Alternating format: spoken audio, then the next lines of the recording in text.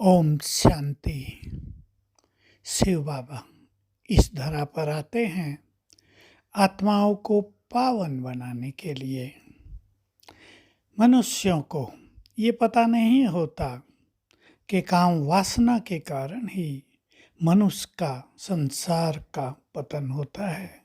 उसमें तामसिकता बढ़ती है, मॉरल वैल्यूज नष्ट हो जाती हैं, आत्मा की शक्तियाँ नष्ट होती हैं, मन बुद्धि दूषित होती है।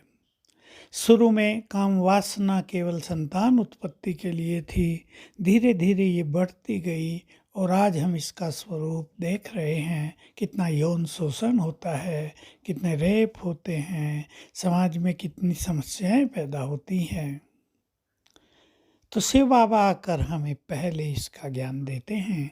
श्रीमद् भगवत गीता के 3 अध्याय में भी है, जब अर्जुन पूछता है, हे भगवान, मनुष्य न चाहते भी पाप क्यों करता है? कौन विवश करता है उसे पाप कराने के लिए?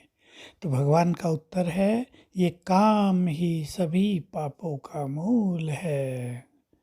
अभी लोगों को इसका अर्थ पता नहीं चला तो काम को उन्होंने कामना ही समझ लिया। अधिकतर व्याख्याकारों ने काम को कामना के रूप में एक्सप्लेन कर दिया है, जबकि काम का अर्थ है काम वासना।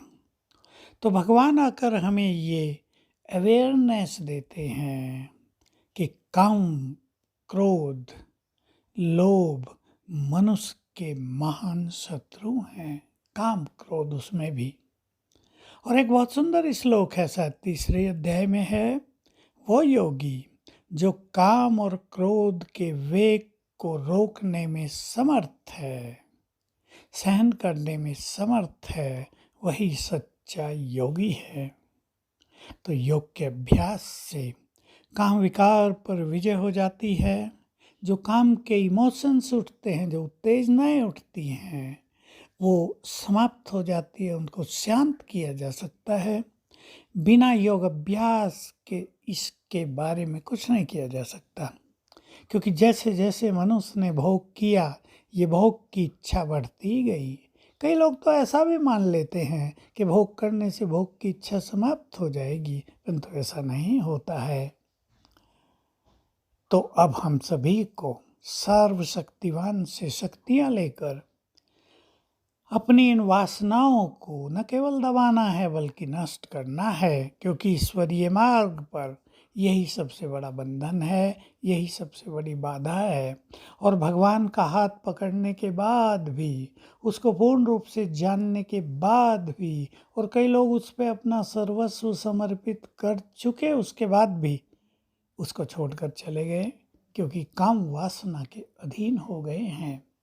ये मनुष्य के मनोबल को गिराती है, ये मनुष्य को अनेक रोगों से ग्रसित कर देती है, क्योंकि काम वासना से शारीरिक शक्तियाँ पूरी तरह नष्ट हो जाती हैं। भारत में तो ब्रह्मचर्य का परम महत्व था, शास्त्र भी इसका गायन करते हैं। और 4 आश्रमों में विद्यार्थी काल में मनुष्य को, विद्यार्थियों को ब्रह्मचर्य का पालन करना ही होता था, इसलिए उनकी बुद्धि का विकास होता था और वो विद्वान बनते थे। आजकल के बच्चों में जिनमें ये नहीं है, वो केवल डिग्री तो ले लेते हैं, लेकिन वे बुद्धिमान नहीं बनते। हमने देखे अच्छे अच्छे लोग, बहुत पढ़े लिखे, डिग्री लेने के बाद भी, जैसे इंग्लिश में एमए कर लिया पर इंग्लिश बोलनी नहीं आती है, हिंदी में एमए कर लिया और कई शब्द गलत लिखते रहते हैं। तो हम सभी काम के बंधन से स्वयं को मुक्त करेंगे। सभी दृढ़ संकल्प करें। काम वासना को जीतने से ही हम प्रकृति को पावन बनाते हैं, और इस पवित्रता के बल से ही हम भारत को स्वर्ग भी बनाते हैं। तो हमारे ऊपर बहुत बड़ी जिम्मेदारी है कि हम अपने पवित्रता के बल को बढ़ाते चलें।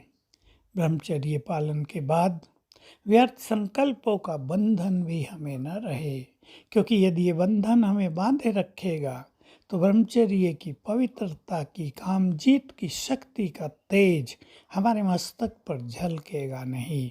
इसलिए जिन्होंने पवित्रता को स्वीकार कर लिया है, जो काम वासना को जीत रहे हैं, और विजयी रतन बनना चाहते हैं, उन्हें व्यर्थ के चक्रव्यूह से भी स्वयं को मुक्त करना चाहिए। तो आइए हम इस बंधन से भी स्वयं को मुक्त करें और पावन बनकर भगवान के कार्यों को सफल करें।